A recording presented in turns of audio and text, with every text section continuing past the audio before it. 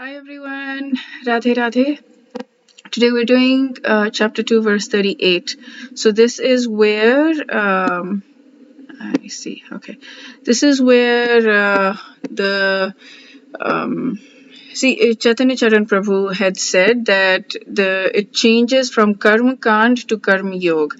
So I read it. I haven't watched his episode yet. Again, the one he spoke when he was in Seattle. That's when he had explained it really, really well. But I read his Gita Daily website, so he speaks about that. He writes about that here, not in as much detail, but he writes about it. That he switches from Karma Kand to Karma Yog. So until 37, he was saying Karma Kand. So until verse 37, chapter 2, he was saying that if you fight, if you win, then you will enjoy earthly kingdom, and if you lose, you will attain heaven. So either way, you will win and you will have enjoyment. Now in verse 38, he goes a level deeper and he says, fight without attachment. So it's like a total, like he says in the previous one, there's profit in both directions. There's profit, so he's doing profit and loss calculations. And in this one now, he's saying that fight without attachment. Don't worry about profit and loss. So he's like almost directly contradicting himself in the very next verse from 37 to 38.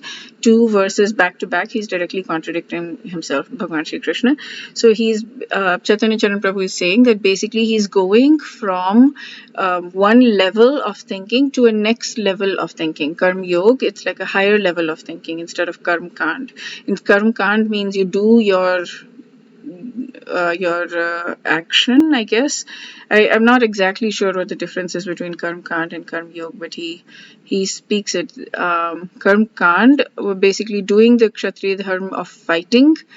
And then Karma Yoga is acting with detachment. Okay, so I will sing this and let's go into the verse. Sukha dukhe same kritva labha labhau jaya jayau tato yuddhaya yujyasva naivam papamavapsyasi. So this one is here, Labha Labhau Jaya Jayau is poetic and it sounds nice. This is very Hindi similar. Like if you understand Hindi, it's not very difficult to understand this verse as well. There are many of them nowadays that are happening like that.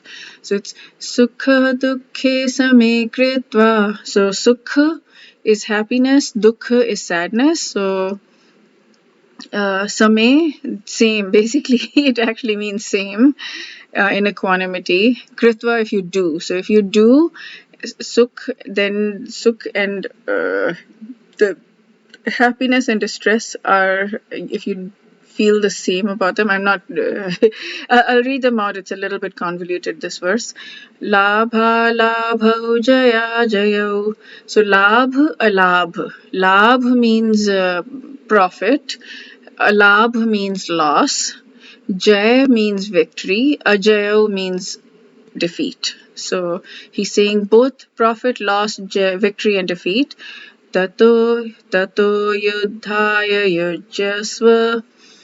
Tato thereafter, then yuddhaya for the sakes of fighting, yujyasva engage. So if you're then fighting for the sakes of fighting, if you're engaging in for the sakes of fighting, naivam papamavapsyasi.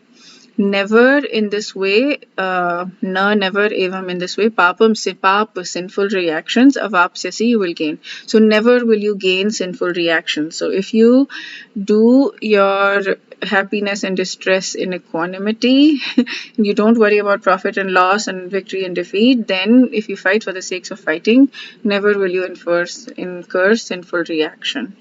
So the translation is, do thou fight for the sakes of fighting without considering happiness, distress, loss, gain, victory or defeat.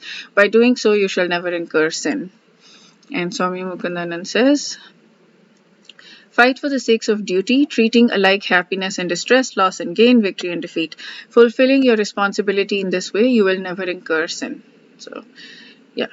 So this is an important verse where he's switching gears within. So now this is the third section in chapter 2, where he has switched gears. In the first section until 30, I think 30, 31 or something, he was talking about how the soul is immortal and eternal, and it cannot be cut or burned or this, or like it doesn't live or die, or it's just eternal.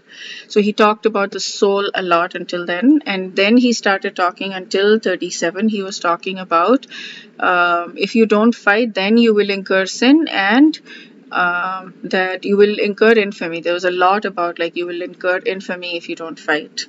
And then now he's switching to this thing where, and then he also talked about material enjoyment, heavenly enjoyment or material enjoyment. And then in this one, he's talking straight up about do not do it with any kind of attachment. Do not do it for the enjoyment. So now we're going to go deeper into that and understand what he means by this in the future verses. So yes, this is it's getting funner and funner because it's going deeper and deeper. And there are 72 verses in this, so there's going to be it's going to go in many verses into that depth. Okay, so that's it for today. We'll do chapter 2, verse 39 tomorrow. Wish you a very, very, very beautiful day. Radhe Radhe.